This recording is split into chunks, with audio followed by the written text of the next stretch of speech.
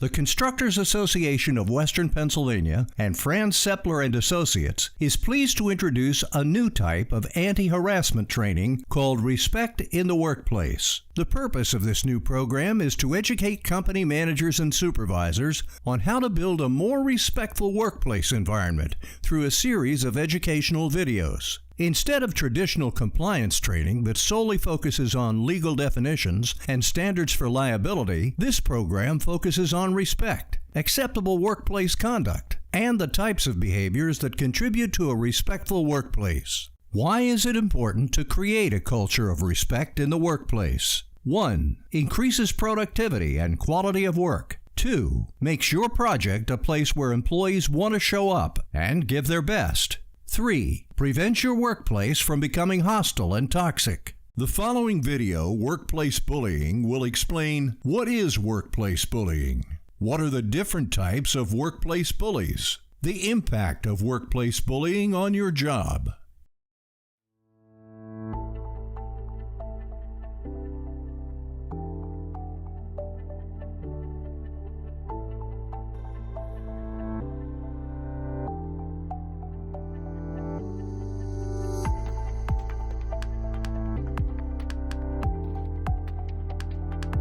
Hi, my name is Franz Seppler. I'm president of Seppler & Associates. I'm a consultant, a trainer, and a workplace investigator. And I'm going to talk to you today about workplace bullying. If you recall from our Zoom meeting, we talked about a range of behaviors that can create problems in the workplace. And we focused primarily on those things that violated the law, things like unlawful harassment and discrimination and retaliation. Today, we're going to zoom in on the subject of workplace bullying, which, while it's not illegal in most states, is probably as damaging or more damaging than some of those other forms of misconduct we talked about. We're going to talk about what bullying is, what it looks like, and why it matters. So let's start with the definition of workplace bullying. Bullying is behavior that is repeated and it's targeted. By that, I mean it's not somebody having a bad day and getting angry with somebody, and it's not someone who is generally kind of grumpy with people, but rather this is behavior that's directed at someone. And it can involve any one of or all of the following kinds of things.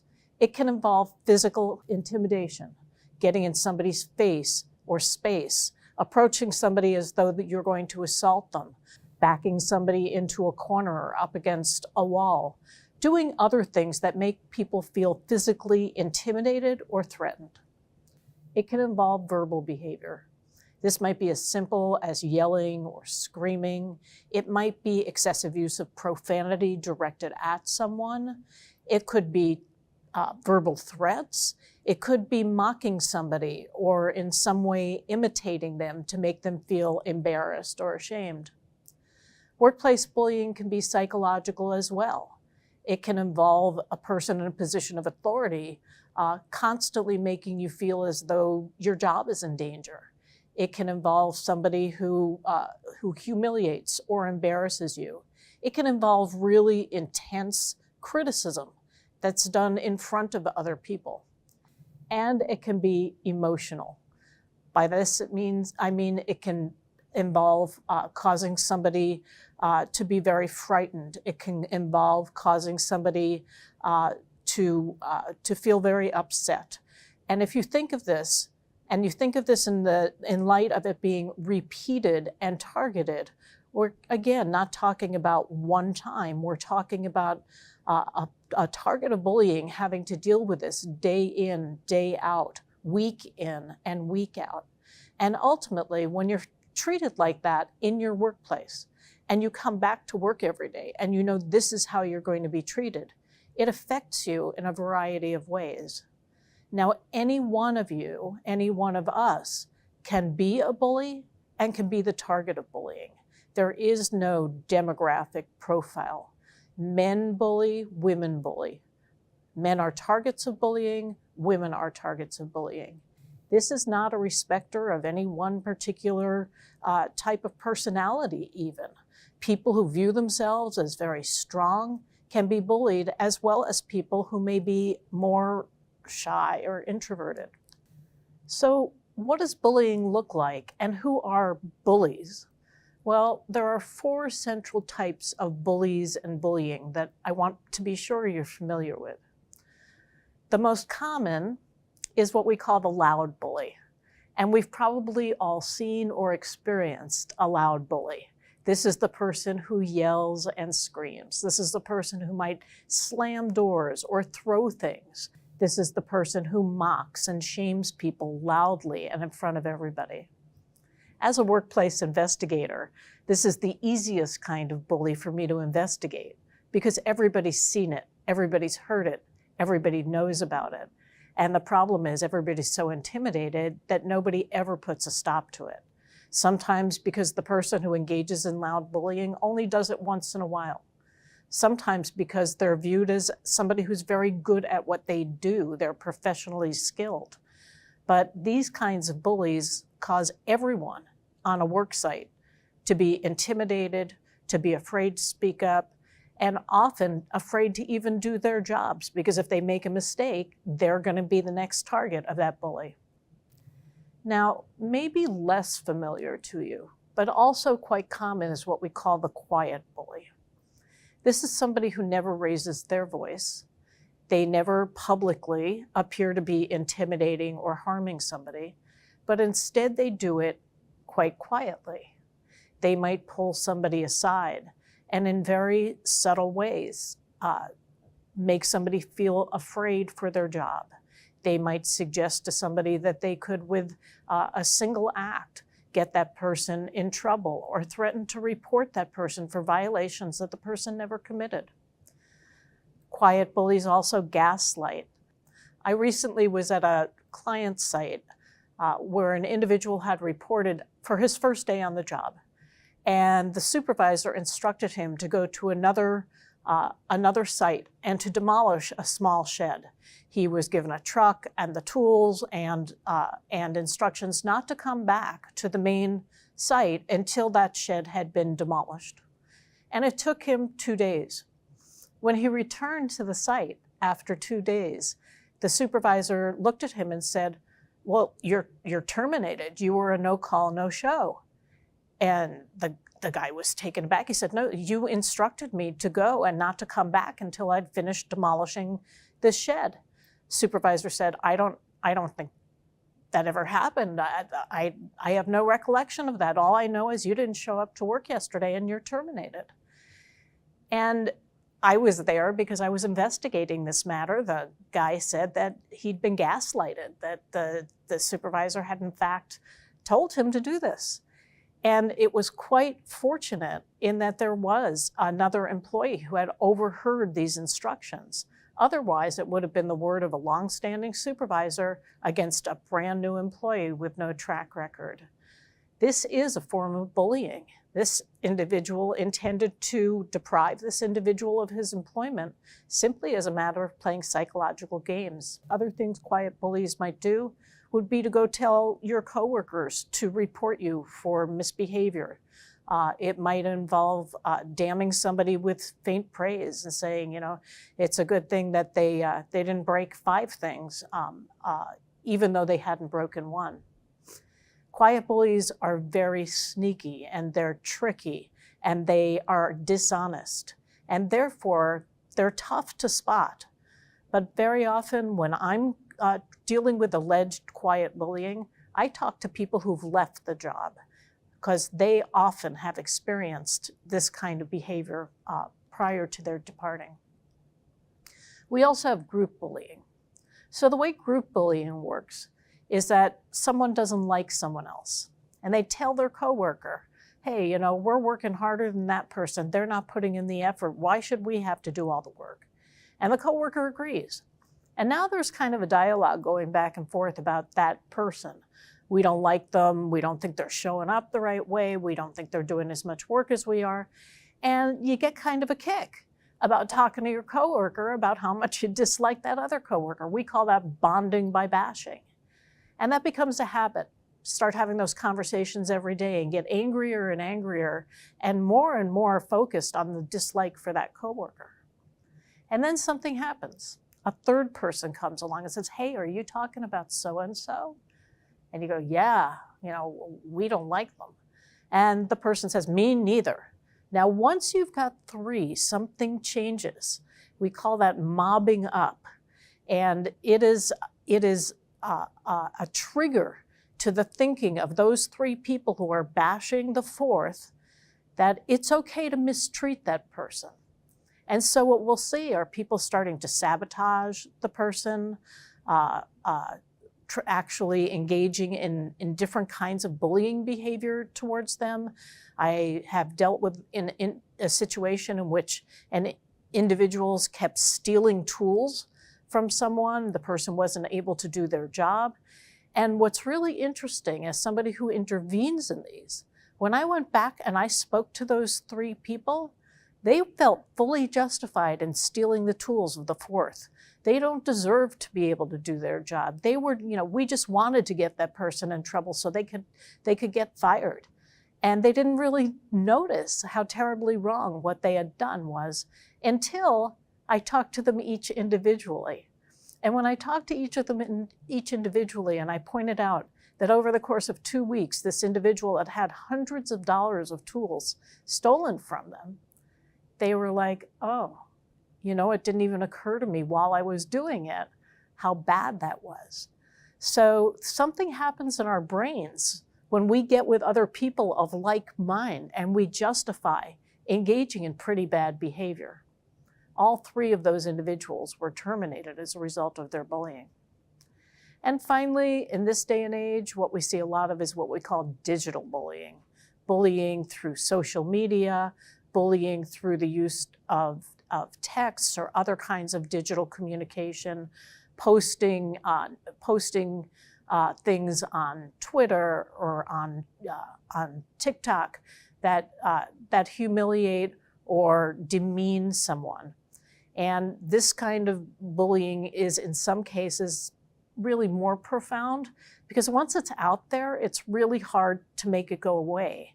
And whereas if somebody's being bullied in person, you can get it to stop and you can punish the people who've done it. If it's out there digitally, it's going to live on forever.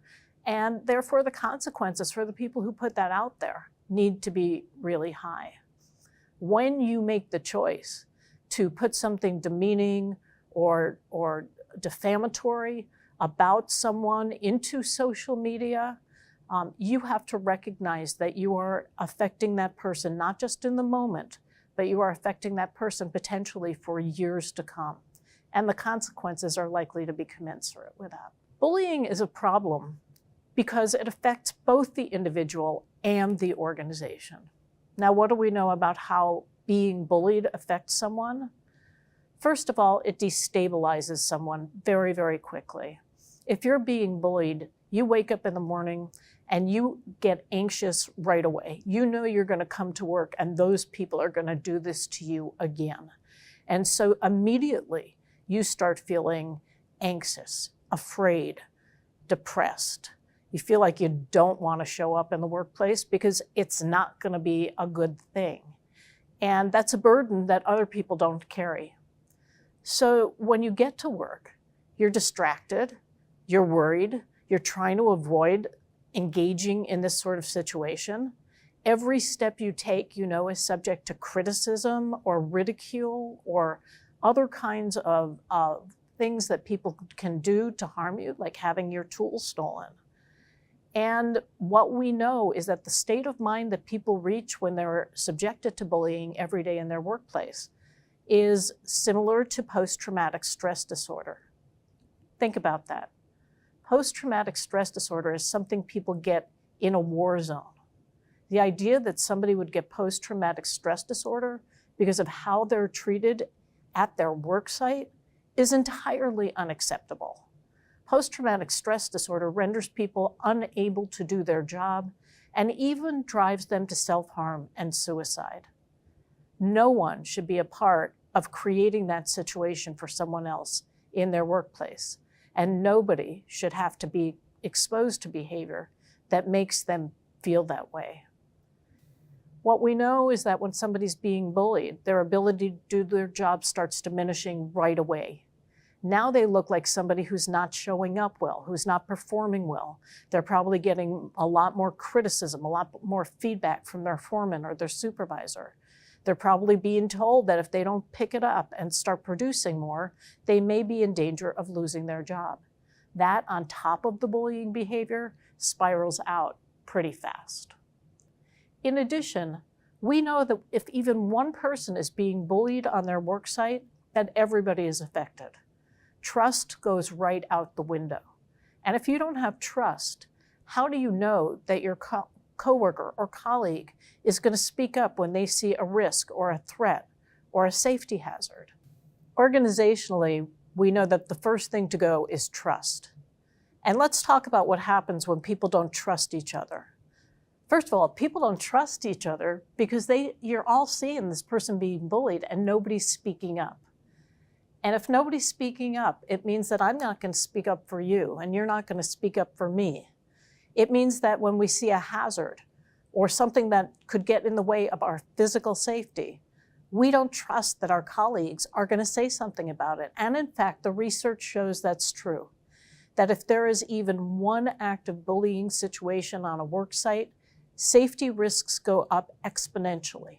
You are in danger if someone you know or someone you work with is being bullied, even if it's not you, even if you're not in harm's way. The next thing that happens is people get pretty toxic. Because if we think that somebody isn't worth being treated respectfully, we're not going to treat other people respectfully. That gets pretty toxic, and toxicity is contagious. The climate, the work environment, the way people treat each other diminishes. It just starts to fall apart. And that means that when you go to work, you can't count on the people around you treating you like you're a human being worthy of dignity and respect. This affects organizations in so many ways. And most importantly, it affects the quality of work. When quality of work starts diminishing, the amount of business an organization gets may diminish as well. Most importantly, when I deal with people who bully in the workplace, they make all kinds of excuses. They tell me that's how you motivate people.